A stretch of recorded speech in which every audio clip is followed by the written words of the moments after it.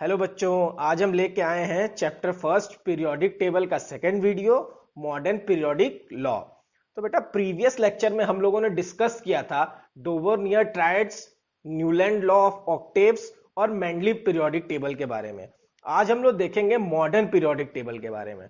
ठीक है, तो जब मेंडलीव का पीरियोडिक टेबल फेल हो गया बेटा, क्यों फेल हो गया? क्योंकि वो आइसोटॉप्स को एक्सप्लेन नहीं कर पाए और उनका जो लॉजिक था कि एटॉमिक मास से उन्होंने पीरियोडिक टेबल को डिफाइन किया था कि increasing order of atomic mass में अगर एलिमेंट्स को हम रखेंगे तो उसकी प्रॉपर्टीज सेम होंगी जो एक ग्रुप में आएंगी।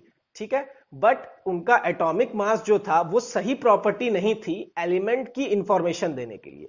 ठीक है, तो उसके बाद हेनरी मोसले नाम के एक साइंटिस्ट आए जो कि एक दिन एक्सपेरिमेंट कर रहे थे एक्सरे पर, और उन्होंने पाया कि एलिमेंट की बेसिक प्रॉपर्टी एटॉमिक नंबर पे डिपेंड करती है, ना कि एटॉमिक मास पे, मतलब नंबर ऑफ प्रोटॉन्स पे। ठीक है, तो उन्होंने एक लॉ दिया बेटा जिसको हम कहते हैं मॉडर्न पीरियोडिक लॉ। आओ देखते हैं क्या है modern periodic law. All physical and chemical properties of an element is a periodic function of atomic number. तो इन्होंने कहा जितनी भी फिजिकल और केमिकल प्रॉपर्टी है एलिमेंट की, वो क्या है? पीरियोडिक फंक्शन है एटॉमिक नंबर की, मतलब एटॉमिक नंबर पे डिपेंड करेगी। जबकि न्यूलैंड ने क्या कहा था? एटॉमिक की जगह पे उन्होंने एटॉमिक मास यूज किया था। ठीक है, तो इनके लॉजिक के हिसाब से when elements are arranged in order of increasing atomic number, then elements with similar properties are repeated after fixed interval, और वी सी ग्रेजुअल इंक्रीज और decrease in properties after fixed interval. इसका मतलब क्या है? अगर हम एलिमेंट्स को increasing atomic number में अरेंज करें तो वो एलिमेंट जिनकी फिजिकल और केमिकल प्रॉपर्टी सेम है वो रेगुलर इंटरवल के बाद रिपीट होंगे। ठीक है, हर रेगुलर इंटरवल के बाद बेटा वो रिपीट होंगे। ठीक है, तो इन्होंने टेबल दिया जिसका नाम था मॉडर्न पीरियोडिक टेबल। ठीक है, अब हमको इसके फीचर्स देखने हैं। तो मॉडर्न पीरियोडिक टेबल के क्या क्या फीचर्स हैं? इसमें बेटा 18 ग्रुप्स हैं वर्टिकल कॉलम्स में। तो देखो ये ग्रुप नंबर 1, ये ग्रुप नंबर 2, ये 3, 4, 5, 6, 7, 8, 9, 10, 11, 12, 13, 14, 15, 16, 17 एंड 18। ठीक है, तो 18 ग्रुप्स हैं और 18 वर्टिकल कॉलम्स हैं। ठीक है, 7 पीरियड्स इन्होंने दिए जिसको हॉरिजॉन्टल रोज में दिए, जैसे ये फर्स्ट पीरियड, ये सेकंड पीरियड, ये थर्ड पीरियड, ये फोर्थ पीरियड, ये फिफ्थ पीरियड, ये सिक्स्थ पीरियड और ये सेवेंथ पीरियड। ठीक है, सो इन्होंने क्या किया? फर्स्ट और सेकंड ग्रुप को एस ब्लॉक नाम दिया। ठीक है, तो मतलब ये वाला ग्रुप और ये वाला ग्रुप, ये दोनों ग्रुप क्या है? एस ब्लॉक है। 13 से 18 तक को पी ब्लॉक कहा। यहां पे देखो ये 13 से पूरा 18 तक क्या है? P block. 3 से 12 को डी ब्लॉक कहा। ये बेटा 3 से लेके पूरे 12 तक, यहां तक क्या है? हमारे डी ब्लॉक है। ठीक है, फिर ग्रुप थर्ड में थोड़ा सा एक्सेप्शन था बेटा। ग्रुप थर्ड में 57 नंबर पे हमारे पास था लेंथनम। ये देखो ये एलिमेंट जो है इसको हम लोग बोलते हैं लेंथनम। तो लेंथनम के बाद हमको 14 ऐसे एलिमेंट मिले जिसकी प्रॉपर्टी हूबहू लेंथनम जैसी थी। तो उसको हम लोगों ने देखो बाहर निकाल के यहां रखा है, ये 14 एलिमेंट्स की। इन 40 एलिमेंट्स की प्रॉपर्टी हूबहू लेंथनम जैसी थी, बट अगर इन 40 एलिमेंट्स को हम ग्रुप थर्ड में रख देते तो हमारा पीरियोडिक टेबल एक्सपैंड हो जाता और बहुत बड़ा हो जाता। इसलिए इन्होंने क्या किया? 57 के बाद से 14 एलिमेंट्स को बाहर निकाल के रख दिया। ठीक है, और लेंथनम के बाद ये स्टार्ट हुआ था, इसीलिए इसका नाम रख दिया लेंथेनॉइड्स। ठीक है, इसका नाम पड़ गया लेंथेनॉइड्स। एक और एक्सेप्शन है ग्रुप थर्ड में 89 नंबर पे। देखो 89 नंबर पे एक्टिनियम रखा हुआ है। ठीक है, तो 89 के बाद फिर हमको 14 एलिमेंट्स ऐसे मिले बेटा जिसकी प्रॉपर्टी हूबहू एक्टिनियम जैसी थी। ठीक है, इन सारे 14 एलिमेंट्स की प्रॉपर्टी एक्टिनियम जैसी थी, तो इन्होंने इसको भी निकाल के बाहर रखा और इसका नाम दिया एक्टिनॉइड्स। ठीक है, तो ये हमारे पास लेंथेनॉइड्स एंड एक्टिनॉइड्स हमको मिल गए। बट देखो ये दोनों ही ग्रुप थर्ड में ही बिलोंग करेंगे, और वो भी 6th एंड 7th पीरियड में। देखो ये 6th पीरियड से निकल के बाहर आया है और ये 7th पीरियड से निकल के बाहर आया है, और इसी को नाम दिया इन्होंने एफ ब्लॉक। ठीक है बेटा, इसका मतलब 57 ऑनवर्ड से लेके 71 तक 14 एलिमेंट्स जो हैं, ठीक है, ये हमारे क्या है, लेंथेनॉइड हैं। और 89 ऑनवर्ड से लेके 103 तक जो है वो भी 40 एलिमेंट हैं जो कि एक्टिनॉइड्स हैं, ठीक है। और ये भी किस में आते हैं बेटा, एफ ब्लॉक में आते हैं, ठीक है। और इन्हीं को नाम दिया गया है, एफ ब्लॉक वाले जितने भी हैं, ठीक है, एफ ब्लॉक वाले जितने भी हैं इन्हें नाम दिया गया है inner transition element, inner transition element, ठीक है। और देखो 1 2 13 14 15 16 17 इन सारे ग्रुप को बेटा रिप्रेजेंटेटिव एलिमेंट कहते हैं, रिप्रेजेंटेटिव एलिमेंट, ठीक है।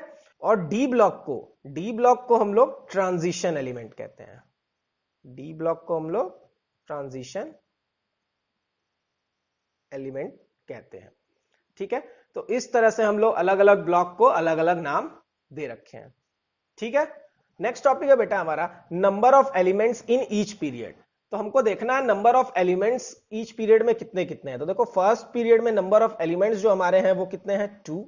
सेकेंड में कितने हैं, 8। थर्ड में कितने हैं, 8। फोर्थ में 18।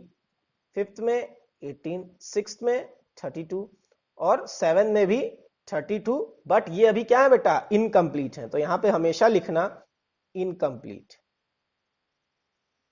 इनकम्प्लीट एलिमेंट्स, अभी कंप्लीट नहीं है, ठीक है।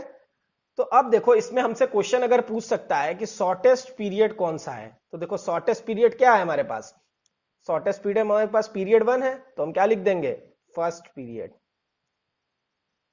फर्स्ट पीरियड कितने एलिमेंट्स है इसमें, 2 एलिमेंट्स, ठीक है। कोई पूछ दे लॉन्गेस्ट पीरियड कौन सा है, तो लॉन्गेस्ट पीरियड कौन सा है बेटा, 6th वाला और 7th वाला, तो यहां लिख दो 6th एंड 7th, और 7th के बगल में लिख देना incomplete elements, incomplete elements.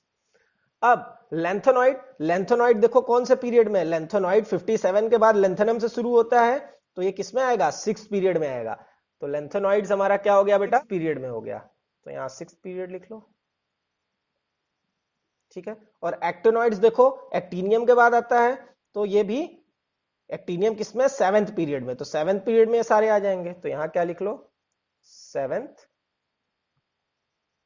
Period. और ये दोनों पीरियड किस ग्रुप में आते हैं बेटा, ग्रुप 3 में, ठीक है। अब देखो हमारे पास कुछ फैमिली नेम्स ऑफ ग्रुप्स दिए हुए हैं, तो सबसे पहले वाले ग्रुप को, ये जो पहला ग्रुप है हमारे पास, इसको नाम दिया गया है अल्कली मेटल्स, ठीक है। ग्रुप सेकंड को नाम दिया गया है बेटा अल्कलाइन अर्थ मेटल्स, ठीक है। ग्रुप नंबर 13 देखो यहां पे है, ग्रुप नंबर 13 का पहला एलिमेंट जो है वो है बोरॉन, इसीलिए इसको नाम दे दिया गया है बेटा बोरॉन फैमिली। ग्रुप नंबर 14 का पहला एलिमेंट जो है वो है कार्बन, सो इसको कार्बन फैमिली। ग्रुप नंबर 15 का जो पहला एलिमेंट है वो है नाइट्रोजन, तो उसको नाम दिया गया है नाइट्रोजन फैमिली। ग्रुप नंबर 16 का पहला एलिमेंट है ऑक्सीजन, तो उसको नाम दिया गया है ऑक्सीजन फैमिली। ऑक्सीजन फैमिली को एक और नाम से जानते हैं बेटा, जिसको बोलते हैं चेक्लोजेंस, चेक्लोजेंस, ठीक है, जो और बनाए, ठीक है। फिर 17 ग्रुप का पहला एलिमेंट जो है वो है फ्लोरीन, तो इसको बोलते हैं फ्लोरीन फैमिली, और इसको हैलोजेंस भी बोलते हैं, ठीक है, हैलोजेंस। फिर 18 ग्रुप है, 18 ग्रुप का पहला एलिमेंट जो हमारा दिया हुआ है बेटा वो है हीलियम, सो इसको हीलियन फैमिली बोलते हैं, और इसको नोबल गैसेस भी बोला जाता है, नोबल गैस और इनर्ट गैस भी बोल सकते हो, ठीक है, इनर्ट गैस। कभी कभी इसको जीरो ग्रुप भी कहा जाता है, जीरो ग्रुप। क्यों जीरो ग्रुप कहा जाता है, क्योंकि ये किसी से कंबाइन नहीं करना चाहते हैं, ठीक है, इनर्ट गैसेस और नोबल गैस किसी से कंबाइन नहीं करना चाहते हैं। तो इस तरह से फैमिली नेम्स ऑफ ग्रुप्स हमको मिल गए। फर्स्ट ग्रुप का अल्कली मेटल, सेकंड का alkaline earth metal, 13 boron family, 14 carbon family, 15 nitrogen family, 16 oxygen family, 17 fluorine family और 18 हीलियम फैमिली। ठीक है, अब पीरियोडिक टेबल में बेटा कुछ टिपिकल एलिमेंट्स होते हैं। ठीक है, तो आओ टिपिकल एलिमेंट्स देख लेते हैं। जैसे टिपिकल एलिमेंट्स हमारे पास हैं sodium, magnesium, aluminium, silicon, phosphorus, sulphur, chlorine.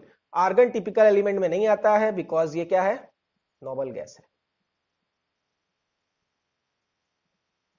ठीक है, तो आर्गन नहीं आता है। अब टिपिकल एलिमेंट्स का कहना क्या है, टिपिकल एलिमेंट्स बोलता है these elements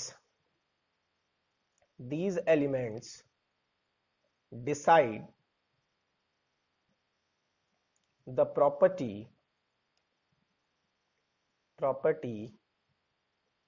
of their groups। ठीक है, टिपिकल एलिमेंट क्या करते हैं बेटा, टिपिकल एलिमेंट अपनी ग्रुप की प्रॉपर्टी बताते हैं।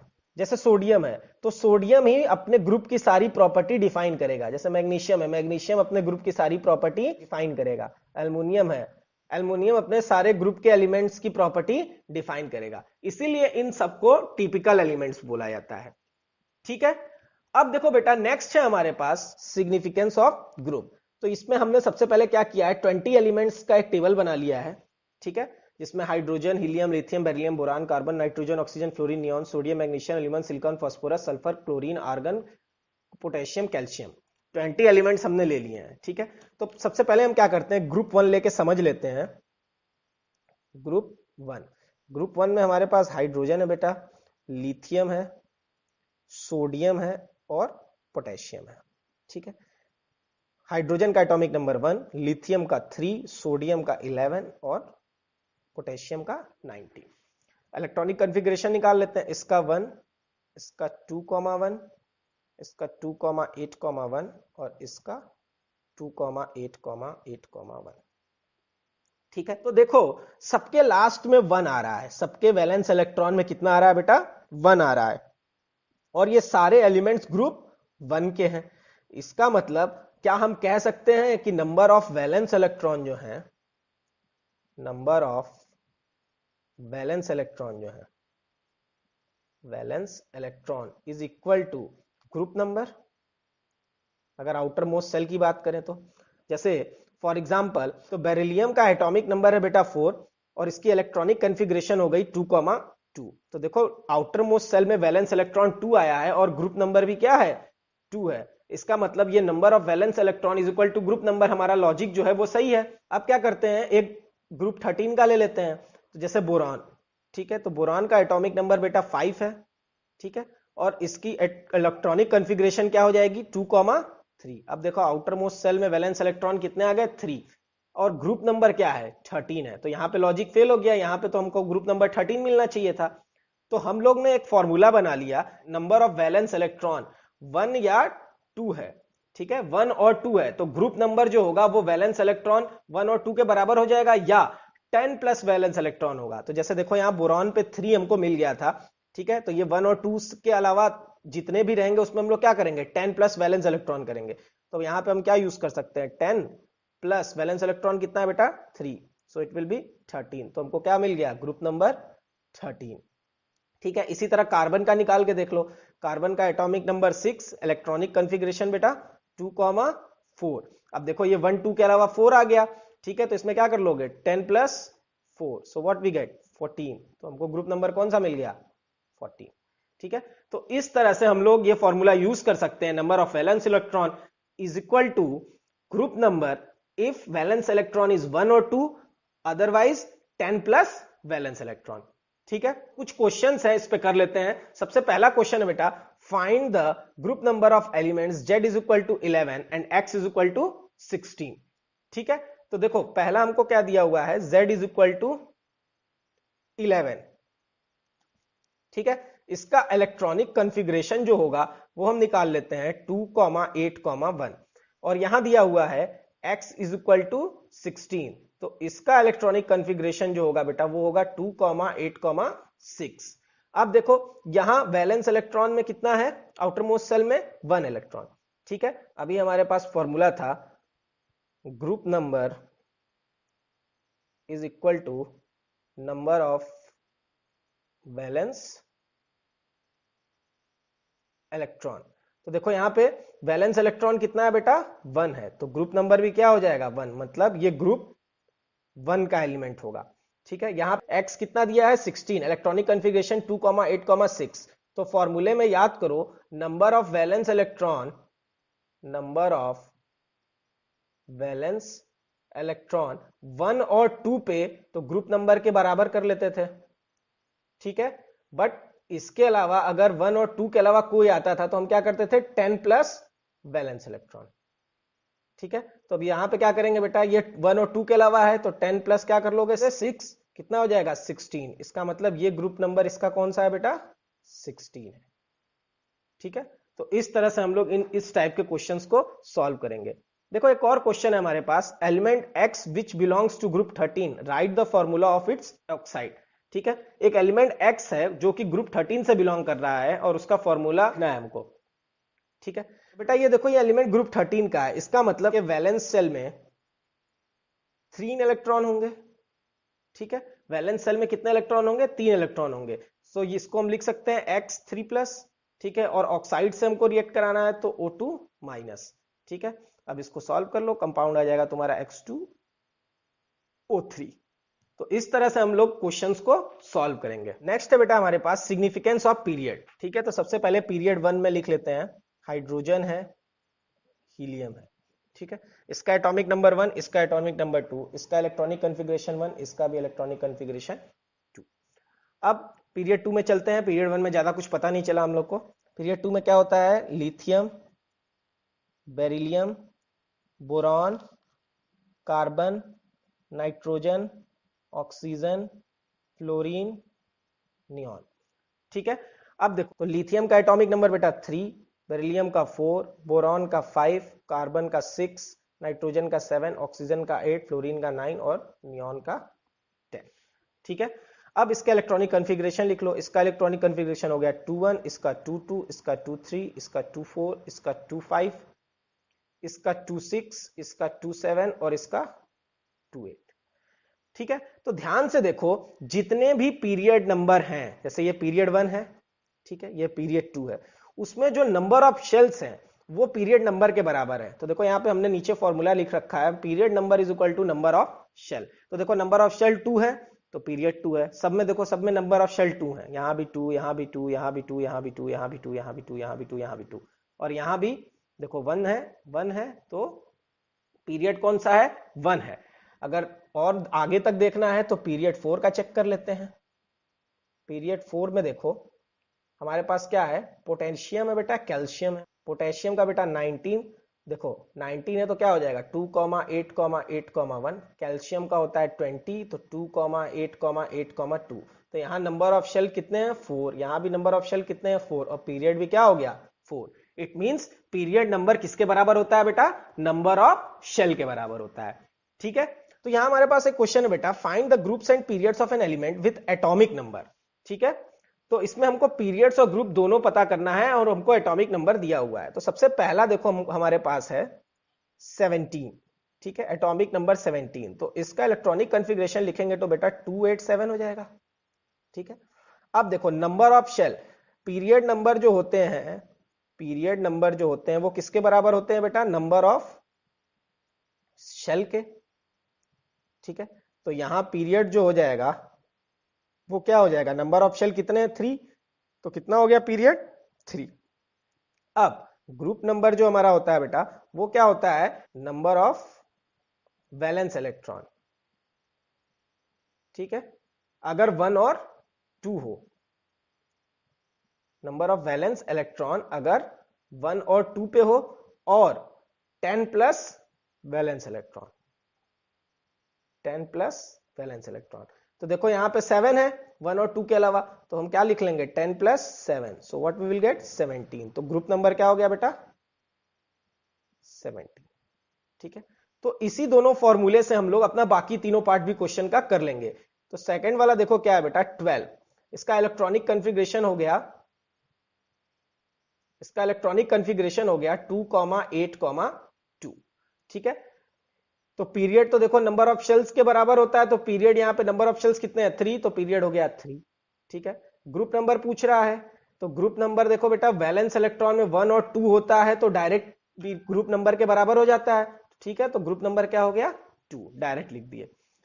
थर्ड है, थर्ड हमारे पास है बेटा 18 का इलेक्ट्रॉनिक कॉन्फ़िगरेशन लिख लो, तो 288।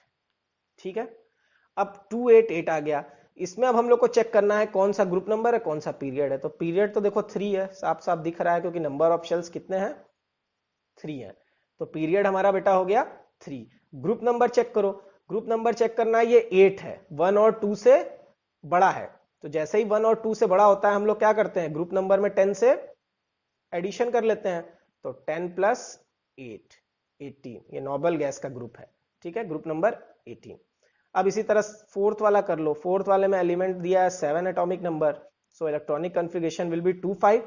अब यहां पे देखो पीरियड कौन सा हो जाएगा बेटा, 2 शेल है तो पीरियड नंबर 2, और ग्रुप पता करना है तो 1 और 2 के अलावा जितने भी होते हैं उसमें क्या करते हैं 10 प्लस वैलेंस इलेक्ट्रॉन, तो 10 प्लस 5 15, ग्रुप नंबर कितना हो गया बेटा 15। तो इस तरह से अगर कोई क्वेश्चंस एग्जाम में या प्रैक्टिकल एग्जाम्स में पूछे जाते हैं तो आप बहुत इजीली उसको बता सकते हो। ठीक है, अब हम चलते हैं अपने नेक्स्ट टॉपिक पे। देखो बेटा नेक्स्ट टॉपिक है हमारा पीरियोडिक प्रॉपर्टीज। ठीक है, और उसके वेरिएशन की बात करेंगे हम कि ग्रुप में और पीरियड में कैसे कैसे पीरियोडिक प्रॉपर्टीज वेरी करती है। ठीक है, तो सबसे पहले ग्रुप 1 का एग्जांपल ले लेते हैं जिसमें हाइड्रोजन है, लिथियम है, सोडियम है और पोटेशियम है। ठीक है, पोटेशियम के नीचे भी होता है रुबिडियम हो गया तुम्हारा, सीजियम हो गया और फ्रेंशियम हो गया। ठीक है, तो अगर ग्रुप 1 के एलिमेंट्स आपको याद करने हैं तो एक शॉर्टकट है हमारे पास हलीना। ठीक है, हलीना की रब से फरियाद, हलीना की रब से फरियाद। ठीक है, तो इस तरह आपको बहुत आसानी से याद हो जाएगा। ये हमारे पास इलेक्ट्रॉनिक कॉन्फ़िगरेशन है, हाइड्रोजन का 1, लिथियम का 2 1, सोडियम का 2,8,1 और पोटेशियम का 2,8,8,1। ठीक है, अब ये हमने एटॉमिक स्ट्रक्चर सारे एलिमेंट्स का बना रखा है, ये हाइड्रोजन का, ये लिथियम का, ये सोडियम का और ये पोटेशियम का। ठीक है, तो बेटा सबसे पहले हम नंबर ऑफ शेल्स की बात करेंगे। तो ध्यान से देखो, जब डाउन अ ग्रुप मतलब ऊपर से नीचे की तरफ हम आ रहे हैं, ठीक है, तो हाइड्रोजन में नंबर ऑफ शेल कितने हैं 1 है, यहां पे देखो बेटा 1 और 2 है, इसमें देखो सोडियम में 1 2 3 है, इसमें देखो 1 2 3 4 है। मतलब जब ऊपर से नीचे की तरफ आ रहे हैं तो नंबर ऑफ शेल्स क्या हो रहे हैं बढ़ रहे हैं, तो यहां पे हम क्या लिख देंगे इंक्रीजेस। ठीक है, नंबर ऑफ सेल क्या हो रहे हैं बेटा बढ़ रहे हैं। सेकंड हमारे पास है एटॉमिक साइज। अब देखो हमको एटॉमिक साइज की बात करें, एटॉमिक साइज क्या होता है बेटा, कितना बड़ा एटम है, इलेक्ट्रॉन न्यूक्लियस से कितना दूर है। तो यहां पे देखो, यहां पे लास्ट ऑर्बिट में जो इलेक्ट्रॉन है वो न्यूक्लियस के काफी नजदीक है, यहां लास्ट ऑर्बिट में जो इलेक्ट्रॉन है वो देखो थोड़ा दूर हो गया, यहां लास्ट ऑर्बिट में देखो और दूर हो गया, और यहां लास्ट ऑर्बिट में देखो और दूर हो गया। मतलब जैसे जैसे हम नीचे की तरफ, ऊपर से नीचे की तरफ आ रहे हैं, इलेक्ट्रॉन न्यूक्लियस से दूर होता जा रहा है, इसका मतलब साइज भी क्या हो रही है बढ़ती जा रही है। तो एटॉमिक साइज के बारे में भी हम क्या लिख देंगे इंक्रीजेस। ठीक है, थर्ड है हमारा देखो बेटा वैलेंस इलेक्ट्रॉन। तो ध्यान से देखो, इलेक्ट्रॉनिक कॉन्फ़िगरेशन में हर जगह वैलेंस इलेक्ट्रॉन में क्या है 1 है, 1 1 हर जगह सेम है। ठीक है, तो वैलेंस इलेक्ट्रॉन की क्या कंडीशन हो जाएगी सेम। नेक्स्ट है बेटा हमारे पास वैलेंसी। वैलेंसी देखो सबकी 1 है, 1 1 1 मींस वैलेंसी सबकी क्या है +1 और सारी सेम ही है। ठीक है, नेक्स्ट है आयोनाइजेशन पोटेंशियल, जो कि बहुत ही इंपॉर्टेंट है। तो बेटा आयोनाइजेशन पोटेंशियल बेसिकली होता क्या है कि कितनी एनर्जी चाहिए होगी एक एटम से इलेक्ट्रॉन को खींच के बाहर निकालने के लिए। ठीक है, जैसे एटम के अंदर मान लो यहां एटम है, ठीक है, अंदर यहां प्रोटॉन होगा, ठीक है, यहां पे इलेक्ट्रॉन। ठीक है, तो पॉजिटिव और नेगेटिव क्या करेंगे बेटा, ये दोनों पॉजिटिव और नेगेटिव, ये पॉजिटिव होता है ये नेगेटिव होता है, पॉजिटिव और नेगेटिव एक दूसरे को पकड़ के रखते हैं। ठीक है, तो इस इलेक्ट्रॉन को पकड़ के बाहर निकालना, मान लो इस इलेक्ट्रॉन को पकड़ के हमको बाहर निकालना है, तो बाहर निकालने के लिए जितनी एनर्जी लगेगी उस एनर्जी को हम आयोनाइजेशन पोटेंशियल बोलते हैं। ठीक है, तो ध्यान से देखो, यहां पे पहले वाले में इलेक्ट्रॉन जो है वो न्यूक्लियस के काफी नजदीक है, ठीक है, बहुत पास में है, तो बहुत ज्यादा अट्रैक्शन होगा। यहां पे देखो थोड़ा सा दूर हो गया है इलेक्ट्रॉन, ठीक है, यहां पे इलेक्ट्रॉन देखो और दूर हो गया है, और यहां पे देखो इलेक्ट्रॉन और दूर हो गया है। मतलब जब नजदीक में रहेगा तो निकालने के लिए हमको क्या एनर्जी ज्यादा लगानी पड़ेगी, क्योंकि बहुत ही तेज अट्रैक्ट करेगा। यहां पे थोड़ी एनर्जी कम लगेगी, यहां पे थोड़ी एनर्जी कम लगेगी, और यहां बहुत ही कम लगेगी। मतलब आयनाइजेशन पोटेंशियल एनर्जी सबसे ज्यादा हमको कहां लगानी पड़ रही है, सबसे ऊपर, और सबसे नीचे आ रहे हैं तो कम से कम एनर्जी लगानी पड़ रही है। इसका मतलब आयनाइजेशन पोटेंशियल क्या होगा बेटा, वो धीरे धीरे डिक्रीज करेगा। ठीक है, तो इसका मतलब आयनाइजेशन पोटेंशियल क्या करेगा, डिक्रीज करेगा। तो अगर इसकी डेफिनेशन लिखना चाहते हो तो ऐसे लिख सकते हो आप, amount of energy required to remove the valence electron is decreasing, hence ionization potential is decreasing. ठीक है, तो इस तरह से हम डेफिनेशन लिख सकते हैं खुद से बना के। नेक्स्ट है बेटा हमारे पास इलेक्ट्रॉन एफिनिटी। इलेक्ट्रॉन एफिनिटी का क्या मतलब होता है बेटा, चाहत, एक तरह से प्यार समझ लो, चाहत, पाने की इच्छा होना। ठीक है, किसको पाने की, इलेक्ट्रॉन को पाने की। ठीक है, तो इसका मतलब बेसिकली होता क्या है, amount of energy which is liberated when electron is added. ठीक है, amount of energy which is liberated when electron is added. मान लीजिए दो एटम है हमारे पास, ठीक है, एक ने कहा हमें इलेक्ट्रॉन दो, हमें खूब सारी एनर्जी देनी है, और दूसरे ने कहा हमें इलेक्ट्रॉन दो, हम बहुत ज्यादा एनर्जी नहीं देंगे। ठीक है, मतलब एक ने क्या किया, एक इलेक्ट्रॉन पाके खुश हो गया और बोला मैं बहुत सारी एनर्जी दूंगा, और एक इलेक्ट्रॉन पाकर कहा देखो मैं एनर्जी नहीं दे सकता। ठीक है, तो इस केस में क्या है कि जितना एनर्जी रिलीज करोगे, means more energy release more electron affinity, जितना ज्यादा एनर्जी रिलीज करोगे उतना ज्यादा इलेक्ट्रॉन एफिनिटी, मतलब टेंडेंसी टू एक्सेप्ट इलेक्ट्रॉन। हम क्या कर रहे हैं, इलेक्ट्रॉन को एक्सेप्ट कर रहे हैं, तो इसकी टेंडेंसी क्या होती है बेटा, एक्सेप्ट इलेक्ट्रॉन। ठीक है, टेंडेंसी टू एक्सेप्ट इलेक्ट्रॉन। अब क्या है, अब देखो हम लोग को चेक करना है कि डाउन ग्रुप कैसा बिहेवियर है इसका। तो यहां पे देखो इलेक्ट्रॉन न्यूक्लियस के बहुत करीब है। ठीक है, यहां पर अगर हम एक इलेक्ट्रॉन ले आके डाल देंगे तो न्यूक्लियस क्या करेगा, उसको बहुत जल्दी से खींच लेगा। ठीक है, अपने पास खींच लेगा। तो धीरे धीरे, और याद रखना हमेशा इलेक्ट्रॉन हम आखिरी शेल में डालते हैं। यहां पे डालेंगे तो ये भी खींचेगा, लेकिन थोड़ी डिस्टेंस दूर हो जाएगी। यहां डालेंगे, फिर यहां डालेंगे तो कहेगा आप कौन खींचेगा, रहने दो हम नहीं खींचना चाहते हैं। ठीक है, तो इसी तरह नीचे की तरफ हम जब जा रहे हैं तो हमको क्या कर रहा है, इलेक्ट्रॉन न्यूक्लियस जो है इलेक्ट्रॉन को उतनी जल्दी नहीं खींच पा रहा है। ठीक है, मतलब ऊपर सबसे ज्यादा बहुत जल्दी खींच लेगा, उसके नीचे थोड़ा कम, उसके नीचे थोड़ा कम, उसके नीचे एकदम कम। तो नीचे आते हुए क्या हो रहा है, इलेक्ट्रॉन एफिनिटी डिक्रीज कर रही है। ठीक है, जो टेंडेंसी है इलेक्ट्रॉन को एक्सेप्ट करने की वो क्या हो रही है बेटा, कम हो रही है। ठीक है, इसी तरह नेक्स्ट है हमारे पास इलेक्ट्रोनेगेटिविटी। ठीक है, तो इलेक्ट्रोनेगेटिविटी क्या होती है, इलेक्ट्रॉन को पुल करने की tendency, tendency to attract electron. ठीक है, तो अब कहोगे सर डिफरेंस क्या है, तो देखो इलेक्ट्रॉन एफिनिटी बेटा एक्सेप्ट करता था, लेकिन इलेक्ट्रॉन नेगेटिविटी सिर्फ अट्रैक्ट करता है, सिर्फ अट्रैक्ट करता है, नॉट एक्सेप्ट। ठीक है, तो देखो यहां पे इलेक्ट्रॉन न्यूक्लियस के कितने पास है। ठीक है, तो वो इसको जल्दी से खींच लेगा। यहां पे थोड़ा दूर है तो इसको टाइम लगेगा खींचने में, यहां दूर है यहां भी टाइम लगेगा, और यहां तो बहुत ही दूर है, कहेगा आप छोड़ो नहीं खींचेंगे। ठीक है, तो इस केस में भी क्या हो रहा है, डिक्रीज कर रहा है। तो देखो ये बहुत इंपॉर्टेंट क्वेश्चन है कि डाउन अ ग्रुप, किसी भी ग्रुप में हम जब जाते हैं तो आयनाइजेशन पोटेंशियल भी डिक्रीज करता है, इलेक्ट्रॉन एफिनिटी भी डिक्रीज करती है, और इलेक्ट्रोनेगेटिविटी भी डिक्रीज करती है। ठीक है, नेक्स्ट हमारे पास बेटा मेटेलिक कैरेक्टर। ठीक है, मेटेलिक कैरेक्टर का मतलब क्या हुआ, अच्छा मेटल कौन होता है बताओ, विच लूजेस इलेक्ट्रॉन। ठीक है, which can donate electron is called metal. ठीक है, तो यहां पे देखो, यहां पे ये न्यूक्लियस है, यहां पे इलेक्ट्रॉन है। ठीक है, ये इलेक्ट्रॉन जल्दी डोनेट नहीं करेगा क्योंकि ये न्यूक्लियस के बहुत पास है, ये कभी भी बाहर डोनेट नहीं कर सकता है, क्योंकि ये कहेगा कि हम तो न्यूक्लियस के बहुत पास हैं, चिपका रहेगा उससे।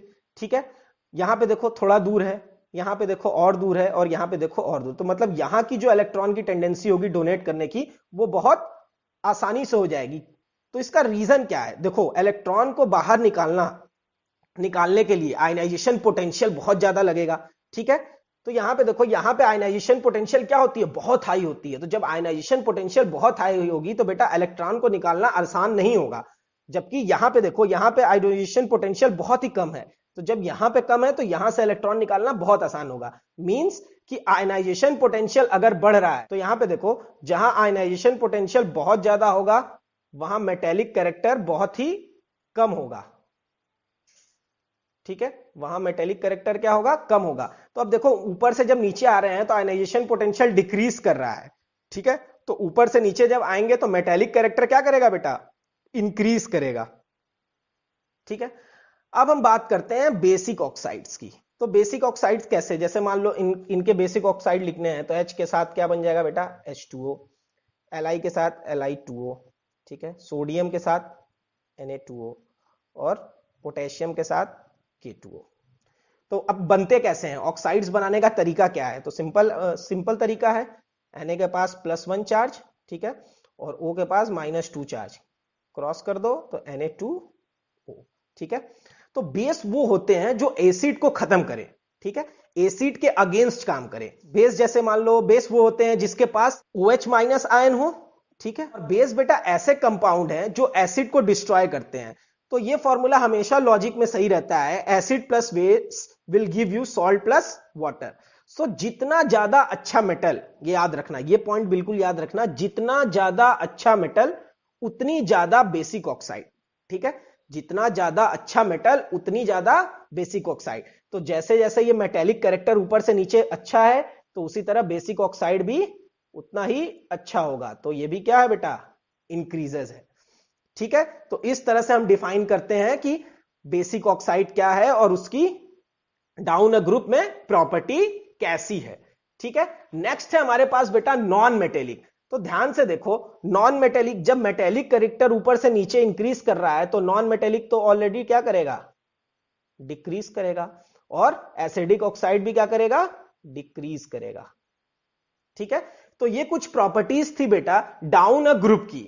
अब हम लोग बात करेंगे अलोंग अ पीरियड के बारे में, ठीक है। नेक्स्ट है हमारे पास बेटा पीरियोडिक प्रॉपर्टीज पीरियड की, ठीक है। तो अलोंग अ पीरियड हम लेफ्ट टू राइट लेंगे। हम पीरियड थर्ड का एग्जांपल ले लेते हैं जिसमें sodium, magnesium, aluminium, silicon, phosphorus, sulphur, chlorine और आर्गन है, ठीक है। तो अब हम क्या करते हैं, सबसे पहले तो हम इसमें से किसी भी दो एलिमेंट की, जैसे मान लो एक एल्यूमिनियम ले लेते हैं। अब ध्यान से देखो, चाहे सोडियम ले लो, मैग्नीशियम ले दो, एल्यूमिनियम ले लो, सिलिकॉन ले लो, फास्फोरस, सल्फर, क्लोरीन, आर्गन, सबका तुम अगर इलेक्ट्रॉनिक कॉन्फ़िगरेशन निकालोगे तो देखो बेटा इसका 281 आएगा, इसका 282 आएगा, इसका 283 आएगा, इसका 284 आएगा, इसका 285 आएगा, ठीक है, इसका 286 आएगा, इसका 287, इसका 288, ठीक है।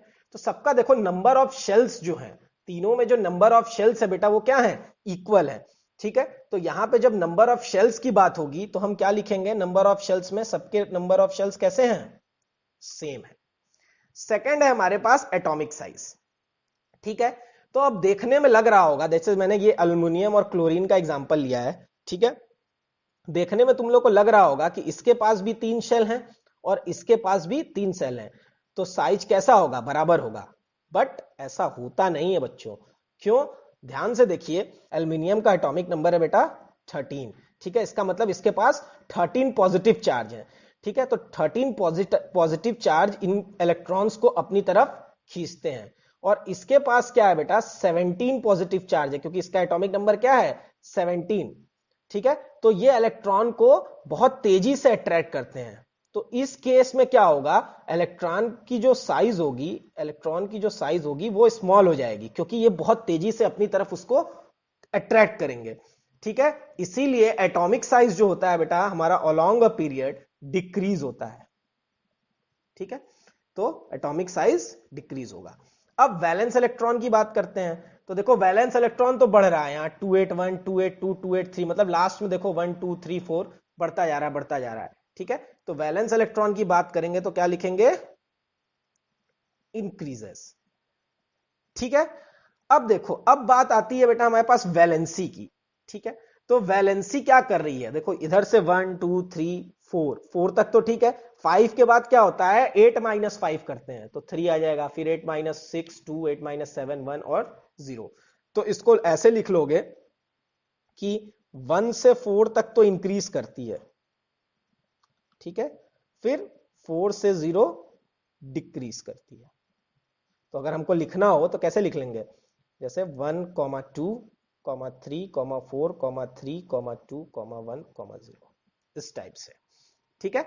तो इस तरह से हम लोग इसको दिखाएंगे। नेक्स्ट हमारा बेटा अगेन आता है क्या, आयनाइजेशन पोटेंशियल, मतलब amount of energy required to remove the valence electron. ठीक है, तो मतलब कितनी एनर्जी चाहिए होगी एक एटम से इलेक्ट्रॉन को खींच के बाहर निकालने में।